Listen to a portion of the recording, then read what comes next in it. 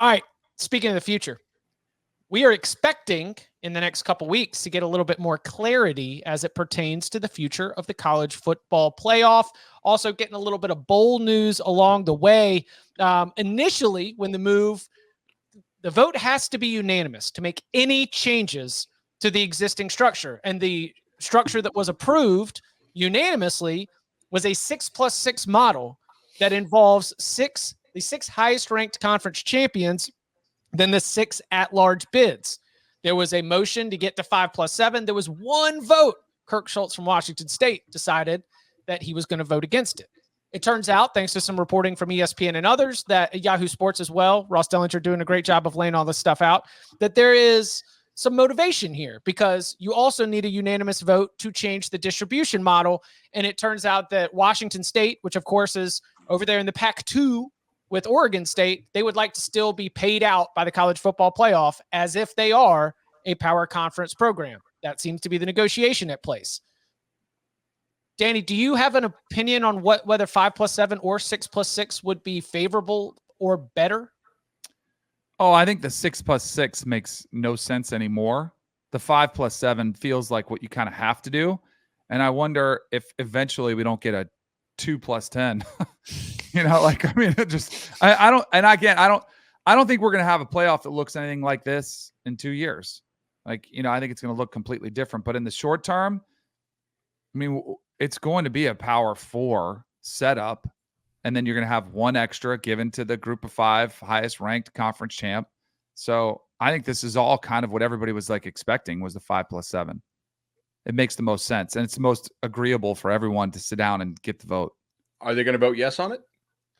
That's what they have to do. And it's interesting. All except the one. Now the Washington State could still hijack this. Mm-hmm. Correct. Now, I know Schultz gave quotes, I believe, to Yahoo that said that their need to be paid, continuing to be paid as a Power 5 conference, is completely unrelated to this vote.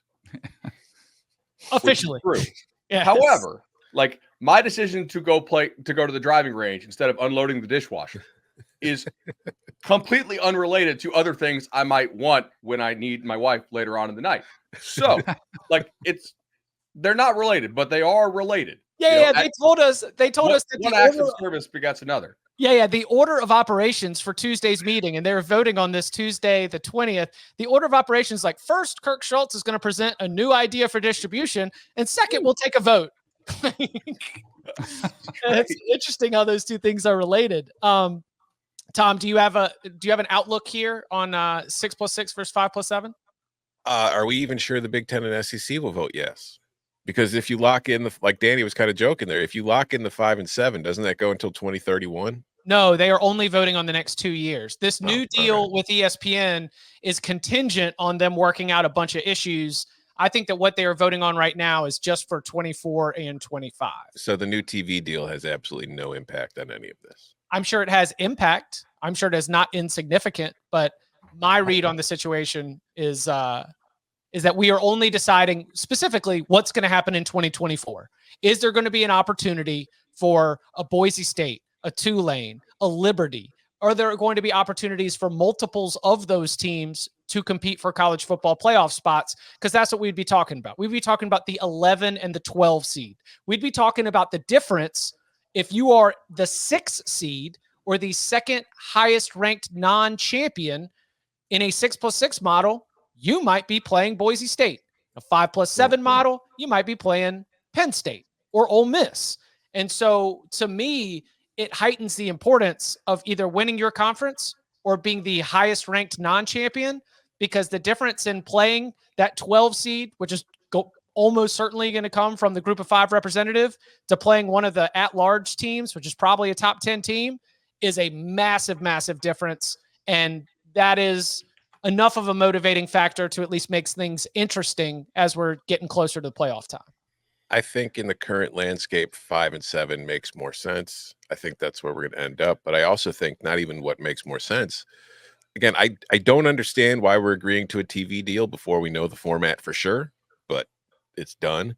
But what I saw from the TV deal, and this part of the sport is far and away not my expertise, but it sure doesn't seem like nearly as much as I expected it to get.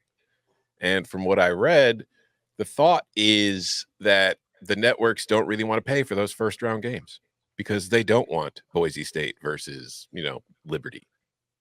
Nobody's really dying to broadcast that game. So I'm thinking from that perspective, they're going to go to 5 and 7 because they don't want the smaller schools in there. They want as few in there as possible. So that way they can get the bigger games and that way they get the more money, because that's what this whole thing is about at the end of the day. They're trying to get more money for these games.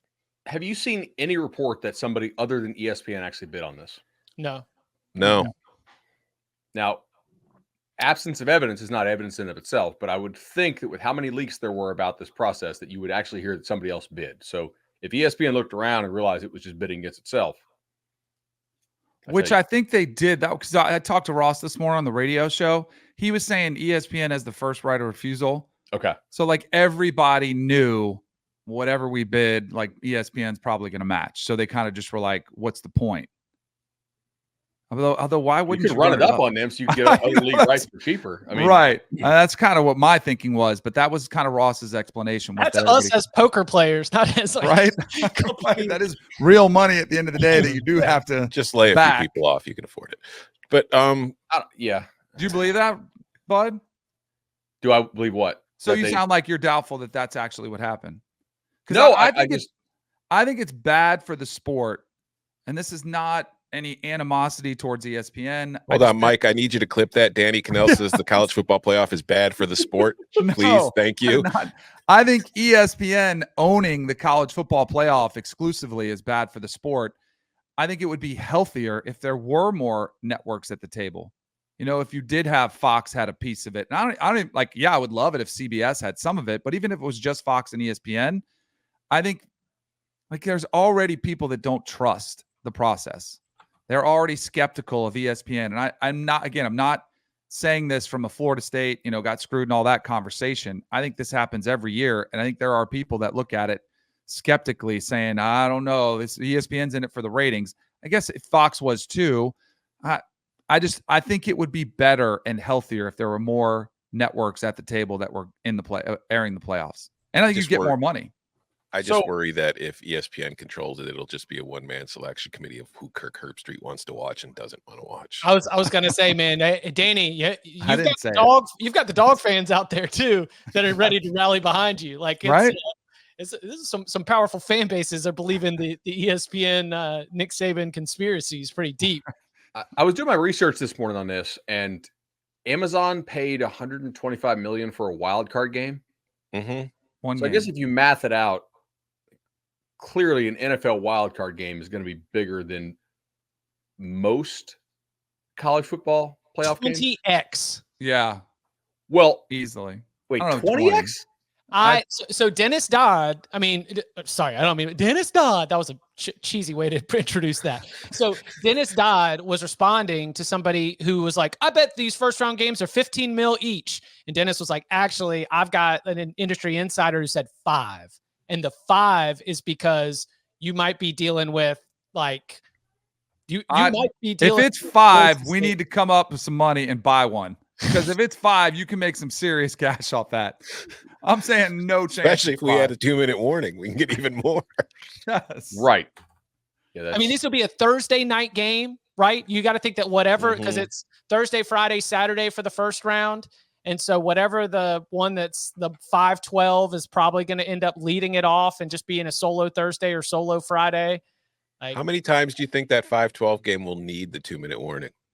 I mean, this comes out to roughly $100 million a game. What, to the playoff thing? Mm-hmm. The new ESPN one, the new deal, because there's 11 games. I'm just back of the napkin. But I think they're tiered, right, of what's valued more. Well, sure, yeah, but I'm saying like on average, it's just a little over 100 million for 11 games. If an NFL wildcard game is going for 125 million to Amazon, now maybe Amazon had to pay a little more than CBS would potentially. That's the Cover 3 podcast, as we're now workshopping right now, buying a playoff game. But it feels a little light to me. But I'm not an expert in the subject matter. When I had seen the initial estimates of $2 billion, I was like, that seems big. But this is like almost half that. Mm-hmm. Yeah. And that's again like another part of this story is that ESPN has entered into an agreement on a new only 6-year extension. They didn't do 12. Only 6, it gets us to 2030. Oh, okay. All right. When the next deals are up for everybody. All right. We'll see. Good times. Good times ahead. Also, I believe it was Brett McMurphy who had the initial report that former Pac-12 schools will be playing in bowl games with Pac-12 ties. Yes. This year? For 2 years. For 2 years? Yeah. So we could have Big 12 foes squaring off in what would have been old Big 12, Pac-12 games. Like the Alamo Bowl potentially could be having 2 Big 12 teams in it if it were Arizona and Kansas State, for example. So the Rose Bowl could be USC versus Ohio State. Well, Rose Bowl is going to be a playoff game. I'm just saying, it's like, yeah, very, very, very interesting along the lines.